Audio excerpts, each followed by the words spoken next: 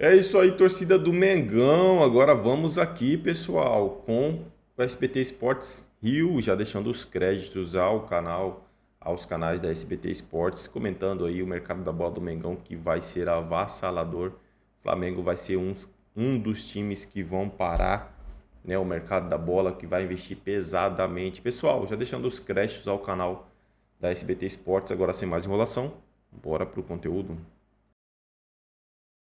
Se eu fosse pra Grécia. Ô, Renê Casagrande, fala comigo mais sobre esse personagem que é o José Boto, que o Flamengo que tá conversando. Avançou alguma coisa na negociação ou tá tudo igual? Com o José Boto, já tá certo. Tudo certo. A questão é o seguinte, o BAP ele não pode anunciar até porque ele ainda está empregado. Nesse momento ele pertence a um clube croata, ele vai finalizar o trabalho nesse clube croata, se eu não me engano no dia 21, será o último dia dele nessa equipe, e após o Natal ele chega aqui ao Brasil. Ele já vem conversando com o técnico Felipe Luiz, inclusive ele pegou referências sobre o Flamengo com o Jorge Jesus, que é uma pessoa que ele conhece bastante também. É um cara que tem muito conhecimento no futebol. Inclusive, nessas conversas com o BAP e também com o técnico Felipe Luiz, ele já identificou o que ele precisa melhorar o mais rápido possível, que é o departamento de scout, o departamento de análise, e ele quer alinhar ainda mais o time profissional com a categoria de base. Ele quer fazer esse trabalho ser um pouco, melhorar a sintonia, digamos assim. Se essa é a palavra correta, talvez seja sintonia, ter mais sintonia com o time profissional e também a categoria de base. Então ele já vem conversando com o técnico Felipe Luiz, inclusive sobre reforços, ele vem analisando também o atual elenco, ele acha que precisa melhorar os jogadores de ponta. Na visão do técnico José Boto, hoje o que tem à disposição do técnico Felipe Luiz são jogadores com as mesmas características, ou seja, ele quer pontas com características diferentes para poder dar mais possibilidade ao técnico Felipe Luiz de fazer mudanças, não ficar preso a um esquema tático.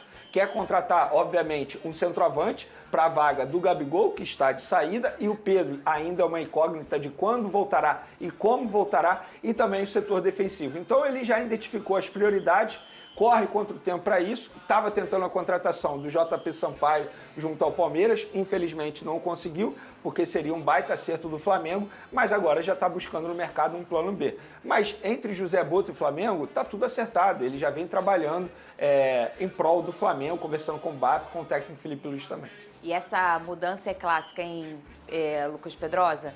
Começa a identificar os personagens, porque o que a gente vê muito no Brasil você tem um elenco bom, você tem até dinheiro, mas você tem 5 caras que fazem a mesma coisa e aí você tem uma lacuna que não tem um jogador que está na mesma prateleira dos demais. Então, assim, essa é uma organização de contratação que pode parecer óbvia, mas ela nem sempre é executada no Brasil, né? Sem dúvida alguma. Eu acho que você ter o Felipe Luiz ao lado, um cara que conhece completamente o elenco do Flamengo, não só para a integração da base com o profissional, porque o Felipe Luiz vai conseguir fazer isso melhor do que ninguém, treinou o Sub-17, treinou o Sub-20 e vai conseguir dentro do profissional implantar seu estilo de jogo, que é ofensivo, que é o DNA do Flamengo, mas esse preenchimento de lacunas, ele tem muito a ver com as peças que o Flamengo vem perdendo também. Você perde um Gabigol, você perde um atacante mais móvel, diferentemente do Pedro, que é um cara que tem muita qualidade, é um craque, mas ele tem aquela característica de centroavante, que consegue sair da área, mas faz mais gol, é um cara mais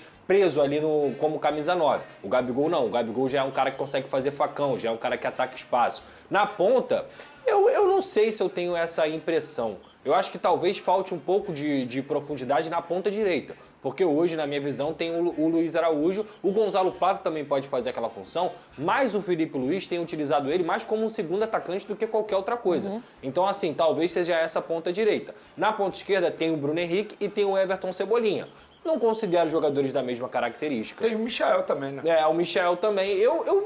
Talvez eu discorde dessa análise do João Boto, do José Boto, assim. E obviamente, pelo amor de Deus, né? Ele entende 1000 vezes mais de futebol do que eu. Mas nem sempre sobre esses personagens. Porque a gente também tem que a gente conhece eles muito mais do que ele, né? A gente está mergulhado nesse cenário do futebol carioca. Exatamente. Tem tanto tempo. Exatamente. O centroavante, eu concordo plenamente. O Flamengo tem que contratar. Inclusive, na época que o Gabigol teve o doping, que o Pedro se machucou, eu falei, cara, deveria ter contratado nessa janela, porque pro ano que vem isso vai ser um problema. Agora, nas pontas em si, eu não consigo ver essa falta de profundidade no elenco do Flamengo, não. Olha, bota aqui. O Lucas Pedrosa Depois de ganhar um brasileiro e uma Libertadores, eu tenho que ler isso. Pra quem não pode ver, eu conto.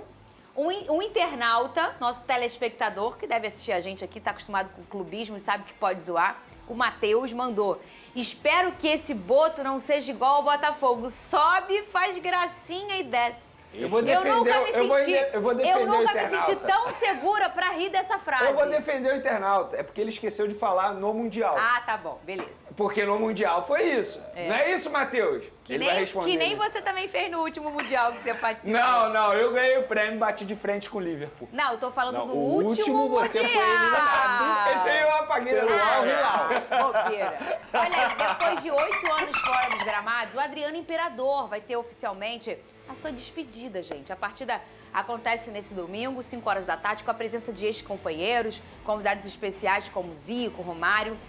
E a última batalha do Imperador, como está sendo chamada, será entre Flamengo e os astros que atuaram ao lado dele na Itália.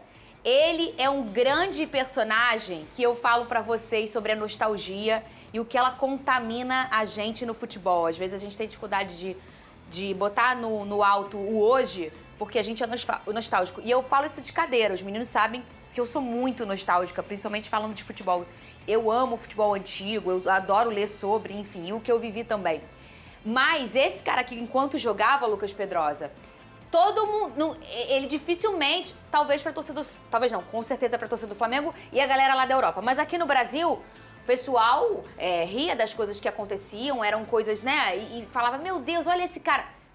E depois que ele parou, ele virou absolutamente um ícone para todos os torcedores brasileiros, principalmente a gente que é carioca, que a gente gosta de levar a vida dessa forma maneira. Sim. Como o Adriano Imperador, ele virou um queridinho dos torcedores, ô Lucas Pedrosa. É porque o Adriano, ele era julgado por ser um cara que vem de favela, por ser um cara que tem comportamentos que muitas vezes causavam estranheza para as pessoas, mas na verdade ele só estava sendo ele mesmo. Ele só estava sendo um cara que foi criado sim na favela, que tem orgulho de ser favelado. E as pessoas criticavam Exatamente. muito, né? As pessoas tinham preconceito por ele ser favelado, o que é um absurdo. E muito pelo contrário, o Adriano era um cara que tinha um sucesso enorme na carreira. Quem não vai se lembrar do gol dele contra a Argentina na final da Copa América, e da Copa das Confederações, se eu não me engano, onde ele consegue fazer o Brasil inteiro 2004, vibrar com né? aquilo ali.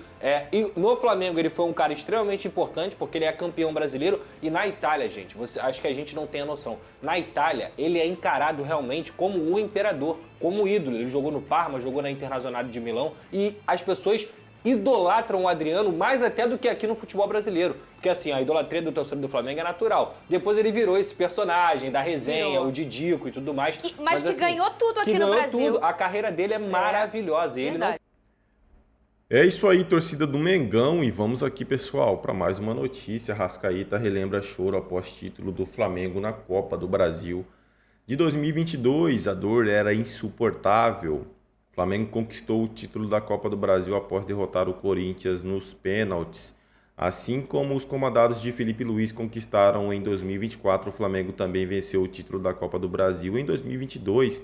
Porém, uma cena em especial chamou a atenção da torcida rubro-negra após a decisão: o choro de Arrascaeta. 2 anos após o acontecimento, o uruguaio explicou por que caiu em lágrimas depois do apito final. Foi um ano muito difícil, estava jogando com uma pubalgia que me limitava muito. Se não fossem jogos tão importantes, acredito que eu não jogaria. A verdade é que eu ia para o Maracanã e na hora de ir embora para casa tinha que colocar a perna no carro com a mão porque a dor era insuportável. Tentava levantar da cama e não conseguia porque a pubalgia era difícil no aquecimento e eu não conseguia chutar a bola. Foi um ano de muita superação e esforço.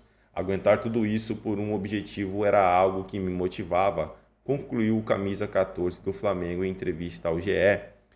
Os últimos meses de Arrascaeta em 2022 não foram fáceis, isso porque desde setembro o camisa 14 do Flamengo sofria com uma pubalgia na virilha devido ao desgaste pela quantidade de jogos disputados. Por conta disso, o jogador atuou no sacrifício nas finais da Copa do Brasil e Libertadores. Assim como em 2022, Arrascaeta também atuou no sacrifício na reta final dessa temporada. Não à toa, após o título da Copa do Brasil, o meio-campista realizou uma artroscopia no joelho direito, desfalcando o Flamengo nos últimos jogos do ano. Agora a expectativa é de que o uruguaio já esteja à disposição de Felipe Luiz em janeiro de 2025. Enquanto isso, Arrascaeta segue aproveitando as férias para acelerar o tratamento no joelho. Posteriormente, o Flamengo se reapresenta em 8 de janeiro no CT Ninho do Urubu e 2 dias depois viaja para os Estados Unidos, onde realiza a pré-temporada.